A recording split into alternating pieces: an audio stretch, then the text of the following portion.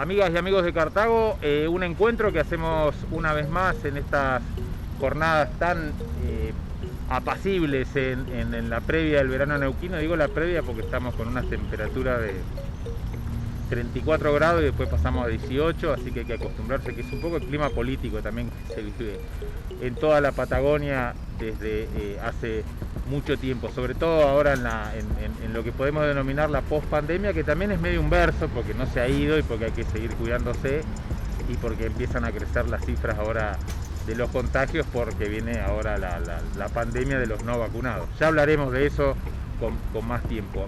Hoy nos convocaba una gran amiga de nuestro programa, Rosita Flores, que trabaja mucho desde ATEN con la cuestión de las infraestructuras. Estuvimos trabajando, recuerden ustedes, con ella y con Marina Velotti en un programa que tuvo mucha repercusión en plena pandemia, en los momentos más duros del aislamiento y de lo que era el distanciamiento obligatorio, la prevención, nada menos que en el basurero de Neuquén, donde cientos de familias sobreviven de las obras de una sociedad que sigue por un rumbo desbocado hacia el precipicio del consumismo. Y el mejor símbolo eran las torres de las exploradoras, de las petroleras, todas con tecnología Wi-Fi satelital, el basurero y las familias, ¿no? La intemperie, que era un símbolo también de lo que es el extractivismo en esta parte del mundo. Justo hoy que se vuelve a hablar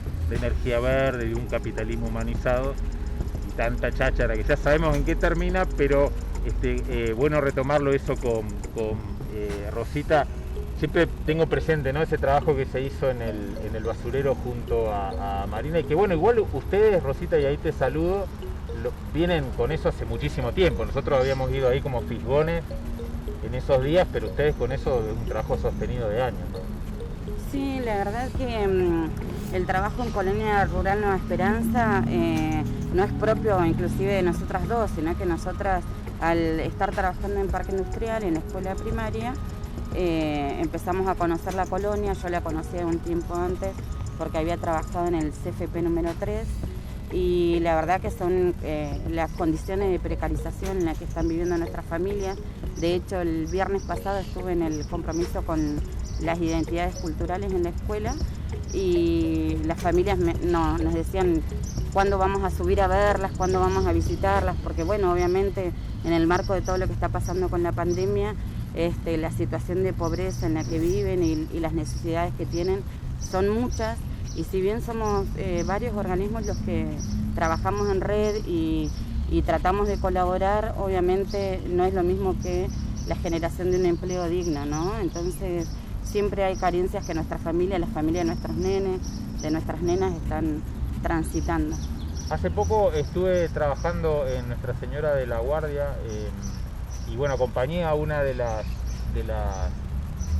docentes a llevar los módulos, y bueno, también por esa zona, pero más del lado del oeste. Uh-huh. Y también el nivel de abandono del Estado es impresionante, en un detalle que era, por ejemplo, que no tenían transporte para ir hasta la escuela, y había que tomar como 3 colectivos, porque imagínate, desde arriba Casimiro Gómez hasta en la zona del aeropuerto de Neuquén, son, no sé, en auto nos tomó casi 50 minutos, imagino, en colectivo, y bueno, y nada, un pequeño transporte que no le costaría nada, y consejo, nada. Fíjate en dónde lo arreglaban, ¿no? En noviembre estaban todavía con ese tema. No sé si recordás que el nene que sufrió un accidente en el basural, que tiene 14 años, era estudiante nuestro de la escuela 311, y hacía todo, 311 o 312, no me acuerdo bien con precisión, hacía todo ese trayecto hacia el basural a la madrugada caminando.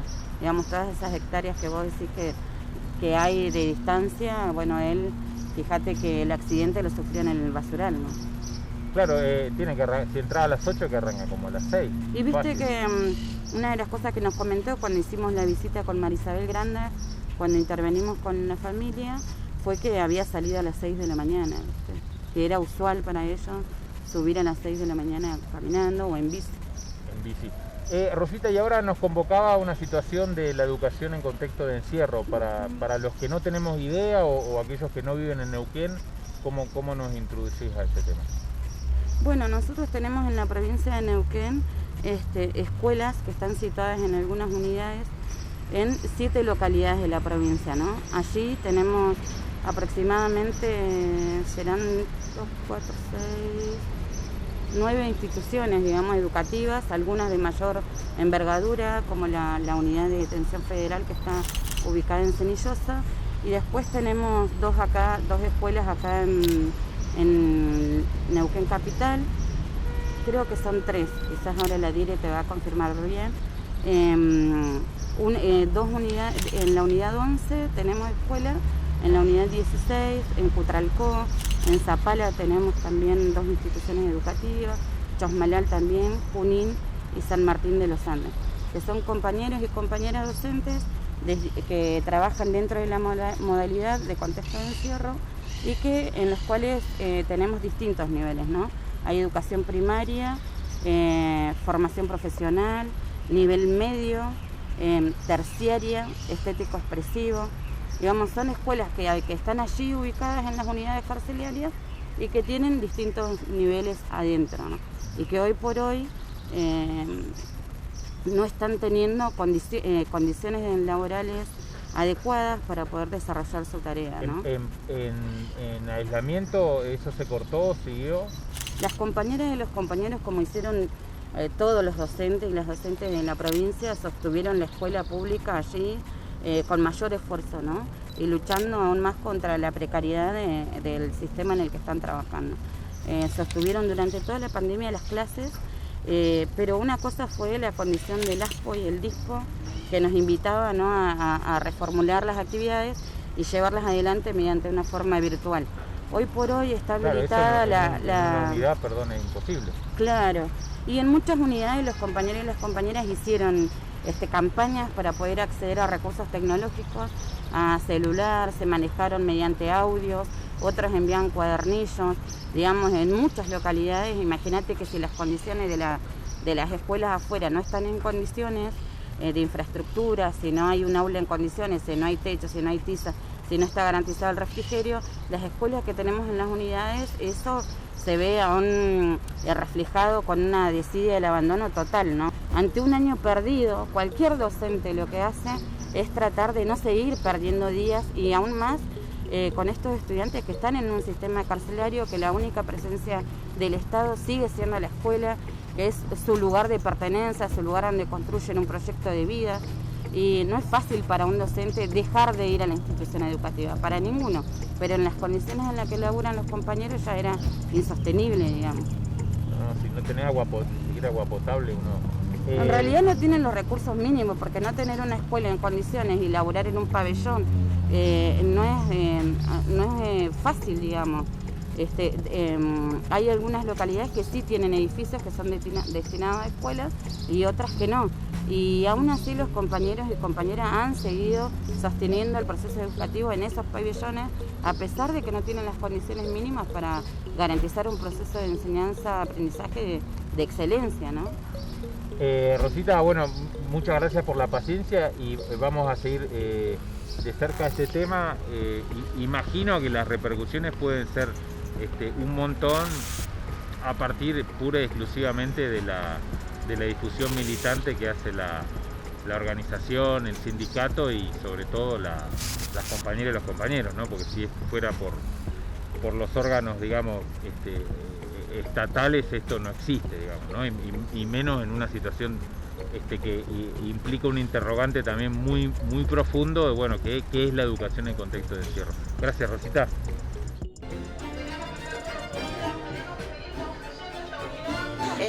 Estamos aquí presentes.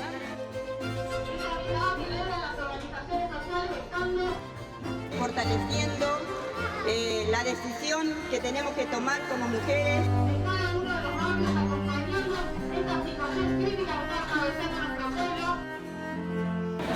Frente a cualquier atropello de nuestros cuerpos.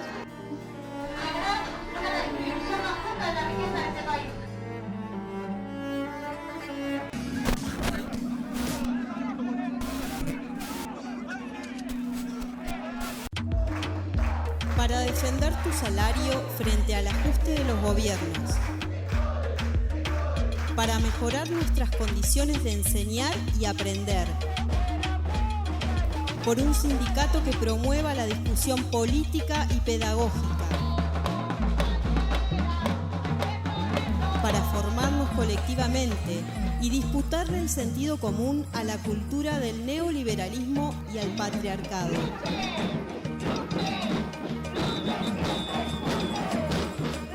Te invitamos a ser parte.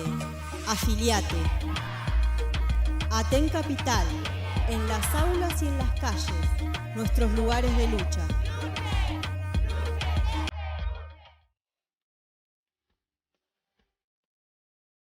En el marco de la pandemia COVID-19, exigimos al gobierno provincial y a las autoridades de salud la devolución urgente del cobro del proporcional de guardias a embarazadas y licencias por largo tratamiento.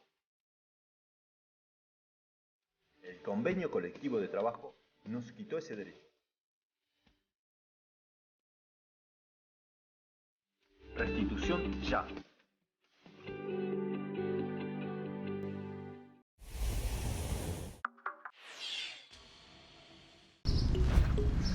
Imaginen una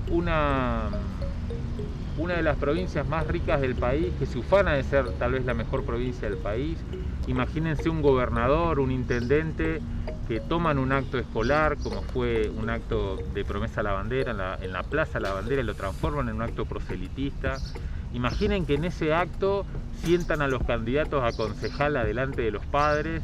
Imaginen todo eso que es clásico en la ciudad de Neuquén, con toda esta cultura del extractivismo, el feudalismo y las 20, 30 familias que a través del MPN dirigen los destinos de una economía parasitaria, que a pesar de eso sigue generando miles de millones de pesos, y que el símbolo de la destrucción de lo público se ve en las protestas que hace no menos de 6 meses sacudieron el arco político, que fueron las protestas de las enfermeras y los trabajadores de la salud, que sitiaron la provincia en un reclamo por demás justo, incluso a contrapelo de las decisiones sindicales.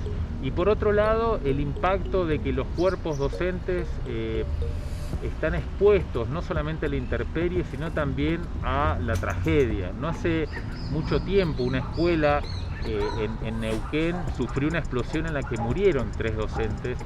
Imagínense todo eso y un Estado que sigue blindado a estas responsabilidades. Entonces, cuando nos encontramos con esto de la situación de las compañeras y los compañeros docentes de la educación en contexto de encierro, no solamente tenemos que reaprender qué es la educación en el contexto de encierro, sino también saber en qué condiciones se da eso en una de las provincias que mayor ingreso y egreso de dinero tiene, y a dónde se dedica ese ingreso, que es la pregunta que nos hace cruzar permanentemente el Rubicón en estas charlas. Así que hoy le agradecemos mucho a Elga, que nos está acompañando. ¿Cómo presentarías la educación en contexto de encierro? Sobre todo con el tema que hay de la criminalización, ¿no?, de las internas y los internos en las cárceles de Argentina. Mira, nuestra escuela, nuestra modalidad es una modalidad muy nueva para el sistema educativo argentino. Recién en la LEN, en la Ley de Educación Nacional, en 2006, fue reconocida como una modalidad del sistema educativo, si bien ya existía desde antes, pero con muy poco reconocimiento y con las trabas que implica ese no reconocimiento a la hora de ingresar a una cárcel y tener que lidiar con el sistema penal que allí impera. Una vez que fuimos reconocidos, podríamos decir que empezó nuestro camino de dar cuenta de qué implica dar clases, sobre todo en cárceles, porque educación en contexto de privación de libertad no solo apunta a las cárceles argentinas, sino también a todos aquellos espacios en los que hayan personas privadas de su libertad o que estén condicionadas para poder acceder al sistema educativo en condiciones normales. Estamos hablando quizá en otras provincias de institutos de menores, que acá por ahí no existen, en centros de adicciones, en otros espacios que también la persona está imposibilitada de acceder a educación en una escuela común. La realidad es que nuestra institución en Neuquén Capital, en la provincia de Neuquén, se llama CEPI número 1, es Centro Educativo Provincial Integral, y como decía Rosa, está integrada por 5 niveles educativos: primaria, secundaria, formación profesional, estético expresivo y terciaria. Nosotros somos una gran escuela porque está asentada administrativamente en Neuquén Capital, pero funciona en toda la provincia donde existen unidades de detención. Entonces es bastante compleja nuestra estructura y es bastante complejo nuestro trabajo, sumado a que nuestras escuelas están dentro de las unidades de detención. Estamos en 7 localidades de la provincia y son 11 unidades de detención, sumado al complejo penitenciario Cenillosa, que abarca 3 módulos dentro del complejo. Varones y mujeres, ¿verdad? Acá en Neuquén Capital solamente existe la unidad de mujeres, la unidad 16, es la única en toda la provincia. Después el resto de las unidades penitenciarias son todas de varones. Sí. ¿En la 16 también dan clases? En la 16 también damos clases, sí. En todas las unidades de detención que existen en la provincia estamos dando clases. En los únicos espacios en los que hay personas privadas de su libertad que no damos clases aún son en las comisarías, pero porque se supone que las comisarías no deberían ser lugares donde se deje a gente encerrada mucho tiempo, siempre son lugares provisorios. Sin embargo, bueno, nuestra provincia alberga muchas personas que cumplen condena, de hecho, en comisarías.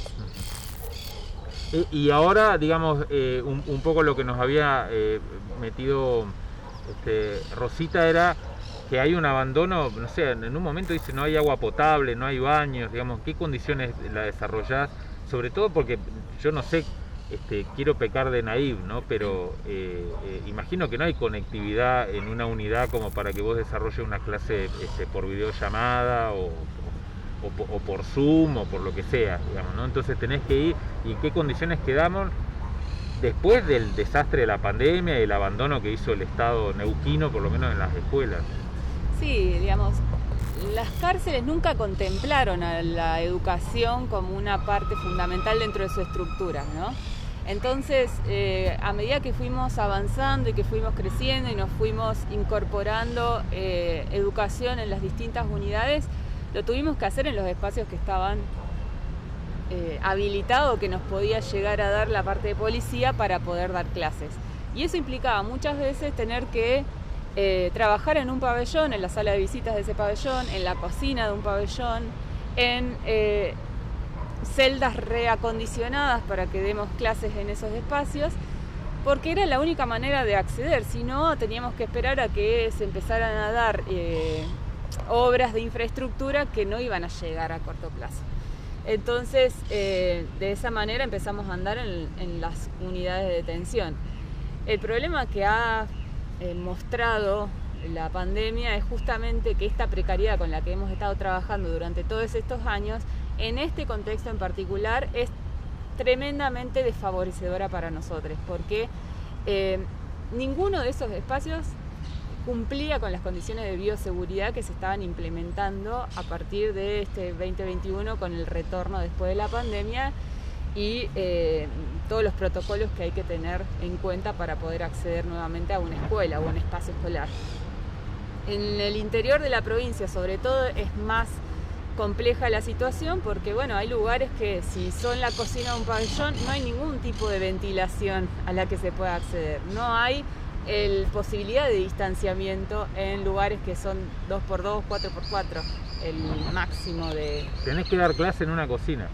Exactamente, es una cocina que en determinado horario todas las personas que habitan en ese espacio tienen que salir a otro lugar para que los que sí van a escuela puedan tener clases relativamente tranquilos, porque bueno, es como entrar a la cocina de una casa, digo, hay otras personas que circulan, hay movimientos y ruidos y demás que están ahí presentes y una pareciera que tuviera que hacer una especie de burbuja para tratar de focalizar en lo que se está haciendo, que es dar clases y tratar de que estos ruidos y estas cuestiones que pasan alrededor no interrumpan con el video. ¿Y todo esto se podría solucionar con voluntad política o realmente hay alguna traba que ustedes ven que es insoslayable?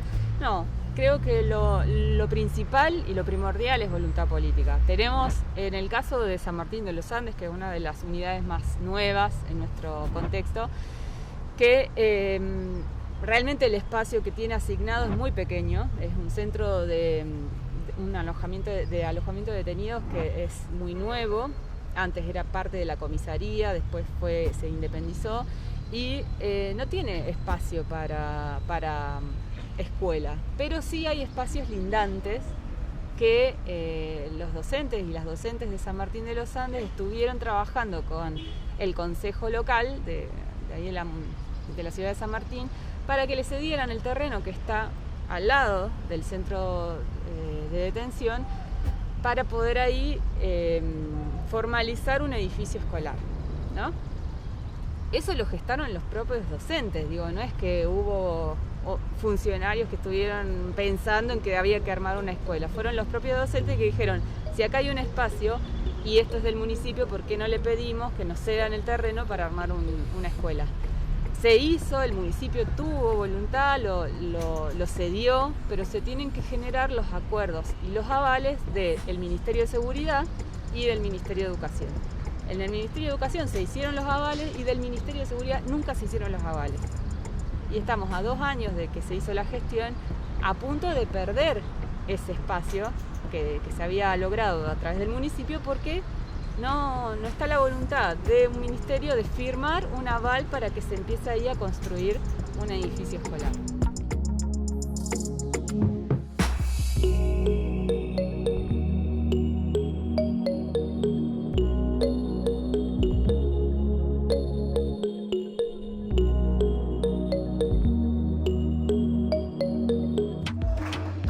Para defender tu salario frente al ajuste de los gobiernos.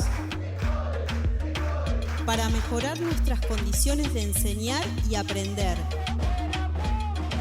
Por un sindicato que promueva la discusión política y pedagógica. Para formarnos colectivamente y disputarle el sentido común a la cultura del neoliberalismo y al patriarcado.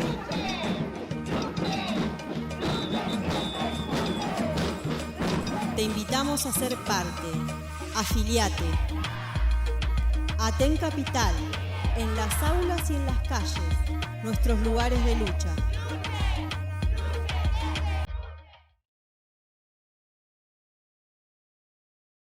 En el marco de la pandemia COVID-19, exigimos al gobierno provincial y a las autoridades de salud la devolución urgente del cobro del proporcional de guardias a embarazadas y licencias por largo tratamiento.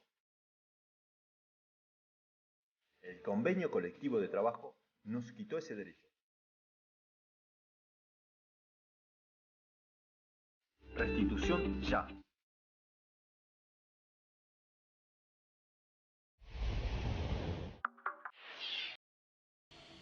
No hay salas de profesores ni preceptoría, los preceptores trabajan en el pasillo de la escuela, no hay lugares acondicionados como para armar una biblioteca. No hay, por supuesto, ni hablar de Zoom ni de patios, solamente hay aulas en las que, se trabaja ahí toda la vida institucional con los 5 niveles educativos que tenemos, que encima tenemos que empezar a ver, yo utilizo este espacio, vos este espacio lo utilizás, tener que hacer Tetris en relación a los horarios de uso de los espacios para poder trabajar y poder dar nuestros diferentes niveles de formación en las mejores condiciones. Helga, también imagino el nivel de prejuicio con respecto a esto, porque hay sobre todo con la derechización permanente que hay a través de los medios empresariales y la vida política respecto de que los internos encima que están presos y que hicieron esto, hicieron lo otro, también tienen que tener derechos, toda esa lectura, pienso la labor titánica de enfrentar al Consejo de Educación, decirle, che, loco, pónganme agua para trabajar, y después también el concepto de que encima quieren estudiar, o sea, encima quieren educación física, o no sé, o clases de teatro, o que les pasen una película, digamos, tenés como un permanente laberinto que ir, no sé si por arriba, no sé por dónde se sale de ese laberinto, de prejuicio, de desgano, de desidia. Sí, es muy complejo, por supuesto, y nosotros estamos muy conscientes de que de todas las escuelas de la provincia, quizá la nuestra va a ser la que en última instancia se va a trabajar o a abordar desde parte de las autoridades del Consejo Provincial de Educación. Entendemos que siempre la prioridad está por ahí puesta en las escuelas de afuera, y ni eso en algunos casos. Entonces, imagínate que para que llegue algo a contexto de privación de libertad es muy, muy complicado. Y entendemos que dentro de la sociedad hay una lectura acerca de quiénes son nuestros estudiantes, ¿no? Nosotros permanentemente estamos luchando contra ese prejuicio, no porque podamos, ni siquiera nos vamos a meter en los porqué de su situación carcelaria. Claro. Es muy compleja y son muy diferentes nuestros estudiantes. Pero sí tenemos en claro algo que es lo concreto. Nosotros tenemos que garantizar un derecho. Somos personas, trabajadores de la educación, que vamos y asistimos a esos espacios porque hay una ley clara, que es la Ley de Educación Nacional, que garantiza el derecho a todas las personas que quieran acceder a la educación, incluidas las personas que están privadas de su libertad. La confusión que hay es que uno dice, bueno, está detenido, no tiene que tener ningún derecho. Y no es así, la ley es muy clara a ese respecto. Lo único que se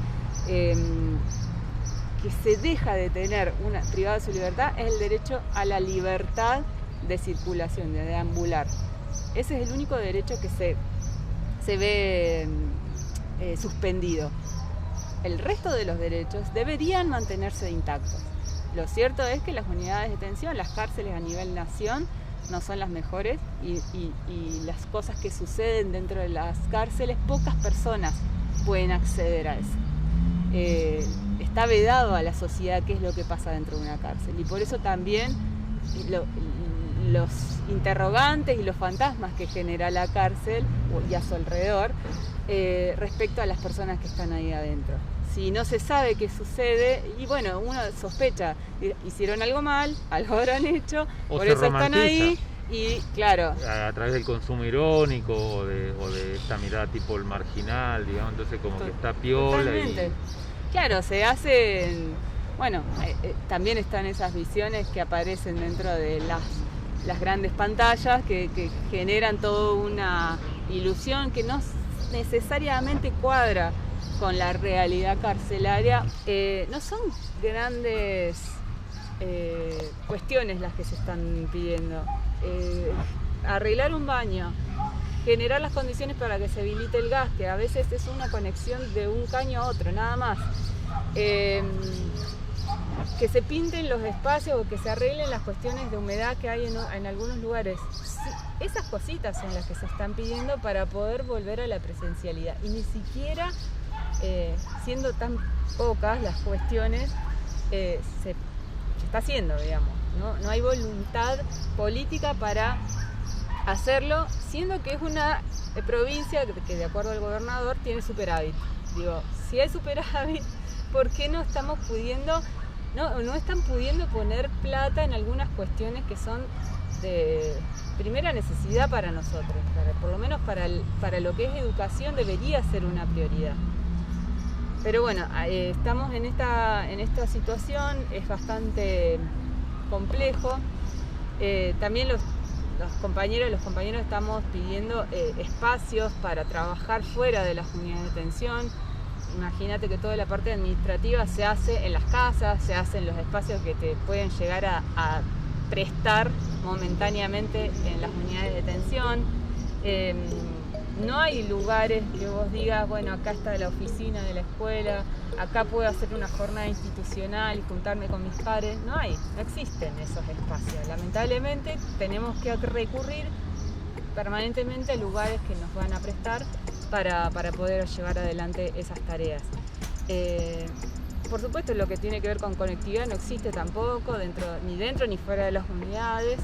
En las unidades muchas veces es la misma policía que paga el servicio de internet y nos lo presta en raras ocasiones, pero cuando se necesita por ahí nos lo presta. Pero ahí depende de la buena onda Depende de la voluntad de las demás, de la otra parte. Elga, te agradecemos un montón el tiempo y la paciencia, y bueno, vamos a estar muy cerca del tema porque no solamente nos interesa, sino también nos interpela un montón, ¿no? De nuestros prejuicios y el desconocimiento. Muchas gracias por participar. No, gracias a ustedes. Nosotros nos vamos a despedir hasta la semana que viene acá con más Cartago por nuestro canal, y uno se pregunta dónde está toda esa guita, y la pregunta me parece que es ¿a dónde fue? Porque la guita ya está presupuestada. Esa plata, si la pared no la arreglaron, por darle un ejemplo, y la plata para la pared existía, esa plata en algún lado está, en algún momento se fue. ¿Cuánto sale un sextuple en la calle para pagar campaña? Hasta la semana que viene acá por nuestro canal con más Cartago.